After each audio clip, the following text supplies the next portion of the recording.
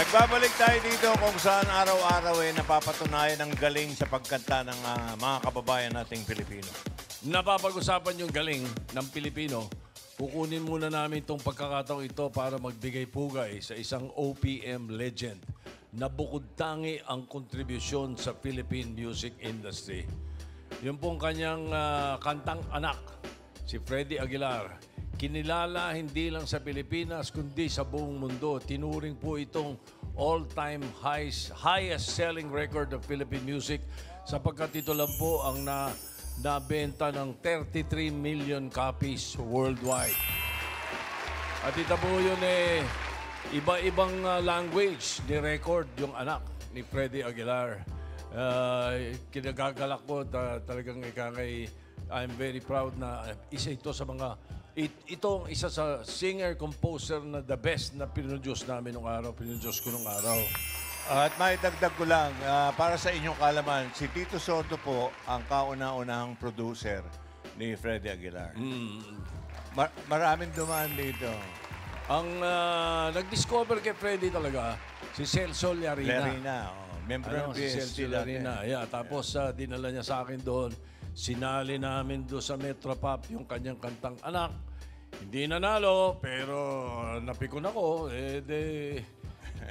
Plinag namin sa radyo, nagustuhan ng mga tao. 2 beses sa isang oras kung tugtugin Tama ba ako yung unang kotse niya? Pareho pa sila ni Vic, yung Southern Cross? Southern Cross na Ford na pareho sila ni Vic. Standby po sa amin si Freddy, kasama namin si Parin Freddy. Ngayon siya ang nahirapan ako sa anak.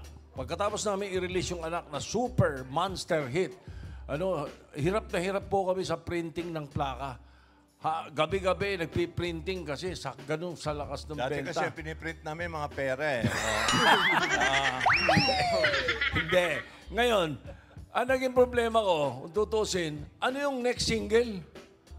Pinag-uusapan namin ni Tito kanina pa, hindi ko madala sa dami. Gumawa kami ng album niya Ginawa namin siya ng isang album. Kasi lakas din ang benta ng single niya na 45 yung anak Pero yung pangalawa, nagtatalo yung isip ko kung pulube o anak na mahirap. May mga kanta niya Tsaka problema, yung tatawa-tawa siya, di ba? Tawanan mo yung problema. So, ang nirelease ko, pulube.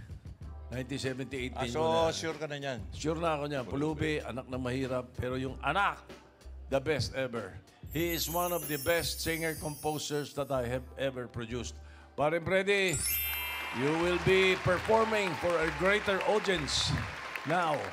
Okay. So, ibang klase talaga. Totoo po yan. At kaya po mahaba ang buhok ni Freddy dahil wala pa siyang perang pampagupit nung araw talaga. Ganun kahirap po yan. Pero napakasipag. Kaya mga kaibigan, sa pagkakataong ito, sama-sama nating i-celebrate ang buhay at musika ng nag-iisang Freddy Aguilar.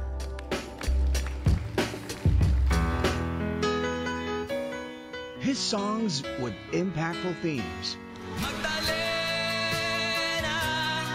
ikaw ay sawing palad. Ako ang nakikita, ako ang nakisisi, ako ang laging may kasalanan. Have touched countless hearts. Minamahal, minamahal kita. Ipaglalaban ko hanggang sa dulo ng mundo ang ating pag-ibig ko. His music, a global phenomenon. Nung isilang ka sa mundong ito, laking tuwa ng magulang mo. His legacy is a cultural treasure that will forever live on in every Filipino. Today, we celebrate a true OPM legend. The king of Filipino folk rock music, Ka Freddy Aguilar.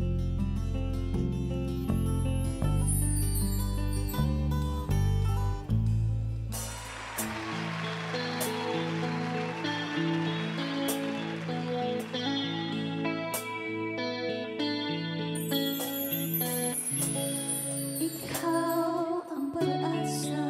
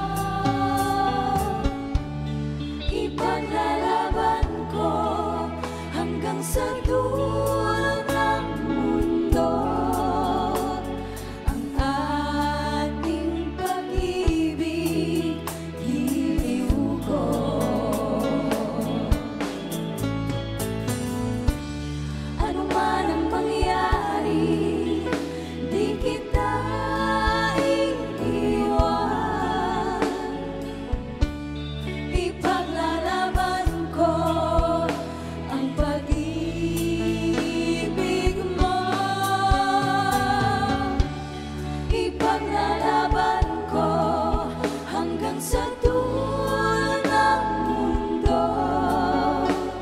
Ang ating pag-ibig, iliw ko.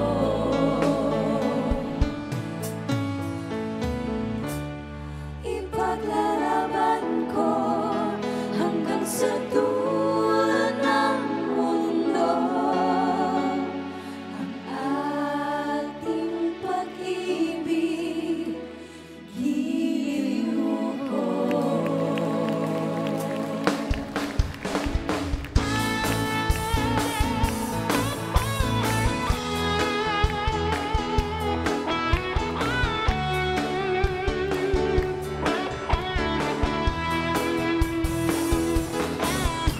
Ako ang nakikita, ako ang nasisisi, ako ang laging may kasalanan.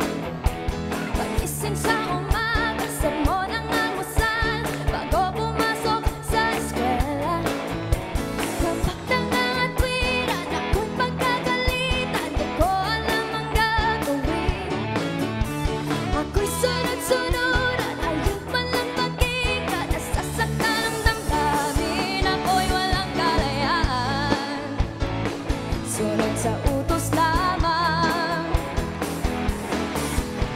Paggaling sa eskwela, direksyon na ng bahay, wala naman akong aabutan. Wala doon si nanay, wala doon si tatay, katulong ang naghihintay. Tatawag ang barkada, sa kanilang sasama, lagot na naman pagdagat. Kapag nangangatwiran, ako'y pagkagalitan, di ko alam ang gagawin, ako'y walang kalayaan. Sunod sa utos lamang. Ako ang nakikita, ako ang nasisisi, ako ang laging may kasalanan.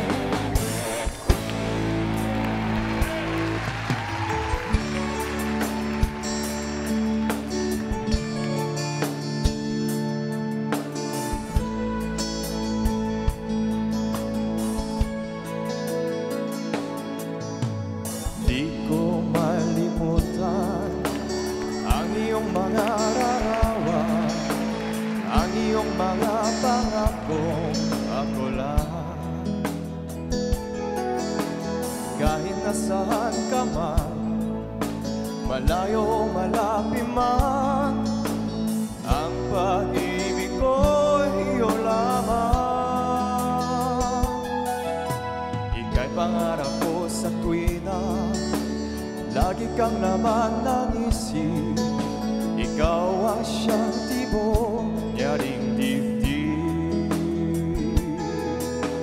Kahit na anong mangyari, ikaw at ikaw pa rin. Wala akong ibang ibigin. Lulubog, lilitaw ang buwan at araw, patuloy pang lalagang ang panahon. Ako'y magmamahal sa'yo, hindi ito magbabago. Pag-ibig ko'y laging laming sa'yo.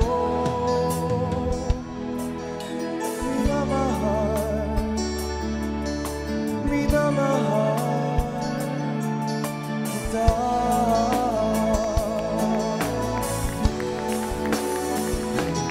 Lulubog, lilitaw ang buwan at araw, patuloy nang lalakad ang panahon.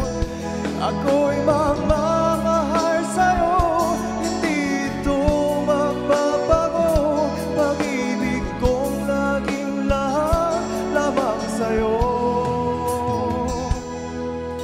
Minamahal, minamahal kita.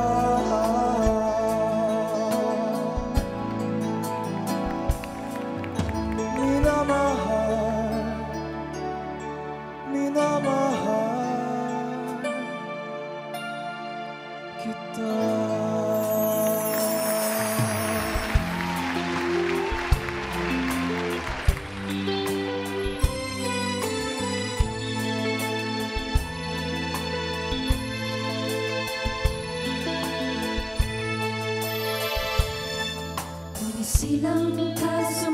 ito, laking tuwa ng magulang mo, at ang kamay nila ang iyong ilaw.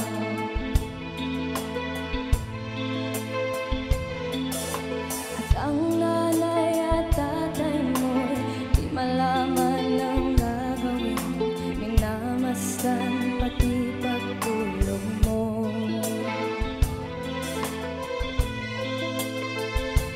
Sa gabi na pupuyat ang iyong nanay sa pagtimpla ng gatas mo. At sa umaga na may kalong, kayang iyong amang tawang tuwang sa'yo.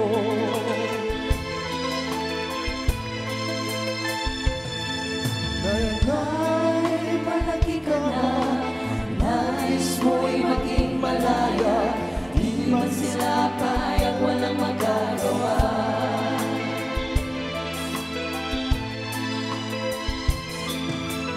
Ay, biglang nagbago, naging matigas ang iyong ulo, at ang payo nila sinuway mo. Di mo man lang inisin ang kanilang ginagawa'y para sa'yo.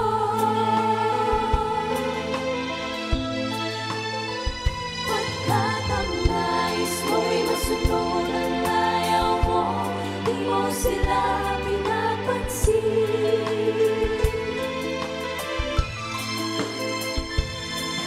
Nagdaan pa ang mga araw, at ang landas mo'y na ikaw ay nalulong sa masamang bisyo.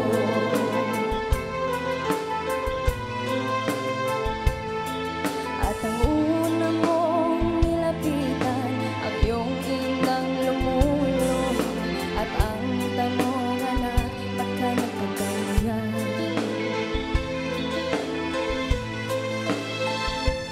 Ang iyong mga mata'y biglang lumuhan, di mo napapansin.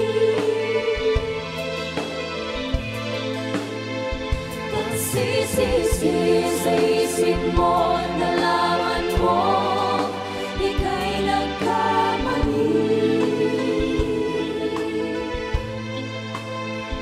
Pagsisisi sa isip mo, nalaman mo, ika'y nagkamali. Pagsisisi sa isip mo, nalaman mo, ika'y nagkamali.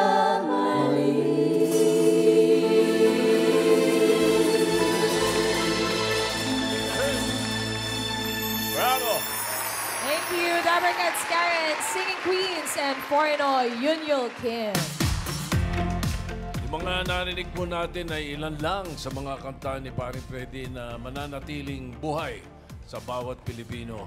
Tinatanong na isang araw, natanong ibig sa akin, sino ba nag-arrange nga noon ng anak? Sabi niya, si Doming Amarillo po ang unang arranger ni Freddy, tsaka yung buong album niya, Doming Amarillo gamit namin. Then later on, si Celso Larina, pagka yung mga ano niya. And then later on, wala na sa Bicor si Freddy, siya na mismo. Si Freddy na mismo ang arranger at saka siyang nagre-record ng mga kanta niya. Si Celso po ay nakatira na sa Norway. No, sa Nakapangasawa po ng isang taga-Oslo. shout out to Celso sa nasa Europe. Ito sino nag-areglo? Yung kanta nila. Sino? Si Pedro. Magaling. Palakpakan po natin si Pedro at ang aming banda. Wala pong sinusukuan yan. Lahat kayang-kaya nila. Kilapot. Matalino. Live po yan. Magaling ito. Galing yung banda. Okay. Mga kaibigan, ituloy pa natin ang kantahan. Kasama naman ang mga nagbabalik na mga semi-finalists. At bukas na po ang The Clones at yung mga aawit po ng mga kasamahan namin. Aalamin din natin kung sinong susunod kay Freddy Aguilar. Sino Sa mga yapak, nauna? sa mga yapak ni Freddy. Nauna, si Parang Rico. Si Rico, oo. Si Rico. Pinuproduce Si ko rin Rico, nung si araw Tito rin ang producer Oo, niyan. no. Si Rico Puno. Si Kadyo. Si Haji. Si Haji. Oo. Hindi tayo yun. Si Hindi, Lily Cruz yun. Lily Cruz yun. Apo yun. Tapos si Parin Freddy. Freddy Aguilar. Mga kagrupo natin yun. Yung kasunod. Alan Kay. Alan Kay po ang aawit. Kasama sila. Hindi ako folk singer, ah. Comedian po yan, comedian.